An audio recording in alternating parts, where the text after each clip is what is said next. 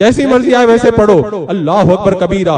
امام زین العابدین ایک بار فتنوں کا ذکر کر رہے تھے، مریدین نے کہا حضور فتنے زیادہ ہو جائیں گے تو پتہ کیسے چلے گا؟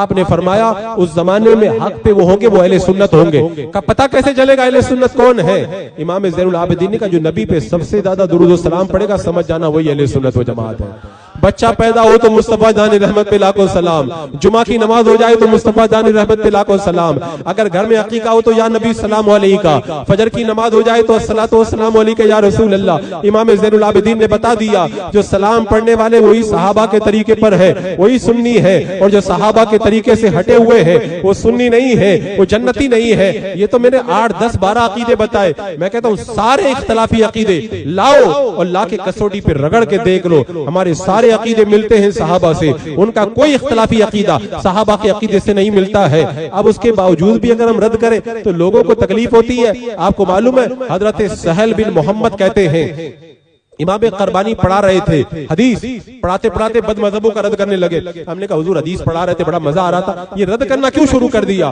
امام قربانی جلال میں آئے اور جلال میں آ کر کے کہا مجھے 60 سال تک حدیث پڑھانے سے زیادہ پیارا یہ لگتا ہے کہ بد مذہبوں کا میں رد کروں۔ یہ تھا ہمارے بزرگوں کا طریقہ۔ اور حضرت امام ابن عقیل رضی اللہ تعالیٰ عنہ فرماتے اگر تم حق اور باطل کو پہچاننا چاہو تو مسجد میں نمازیوں کی بھیڑ مت دیکھو، حق اور باطل کو جاننا چاہو تو عرفات کے میدان میں لبیک لبیک کی صدا مت دیکھو، اگر حق اور باطل کو جاننا ہے تو دشمنان خدا و رسول کے بارے میں دیکھو کہ کون ان سے محبت کرتا ہے کون نفرت کرتا ہے۔ جو گستاخان خدا و رسول سے نفرت کرے سمجھ جاؤ وہ حق پہ ہے، اور جو ان سے محبت کرے سمجھ جاؤ وہ باطل پر ہے۔ اسی لیے تو میرے امام نے کہا تھا کہ دشمن احمد پہ شدت کیجئے، ملحدوں کی کیا مروت کیجئے، غیظ میں جل جائیں بے دینوں کے دل، یا رسول اللہ کی کثرت کیجئے چرچا انہی کا صبح و شام، جانے کافر پہ قیامت کیجئے، تجھ سے اور جنت سے کیا مطلب وہابی دور ہو، ہم رسول اللہ کے جنت رسول اللہ کی۔ حضرات مکرم الحمدللہ ہمارا عقیدہ بڑا ستھرا ہے، ہمارا عقیدہ 100 سال پرانا نہیں ہے، 200 سال پرانا نہیں ہے، ہمارا عقیدہ اس وقت سے چلا آ رہا ہے جب سے صحابہ کرام ہے،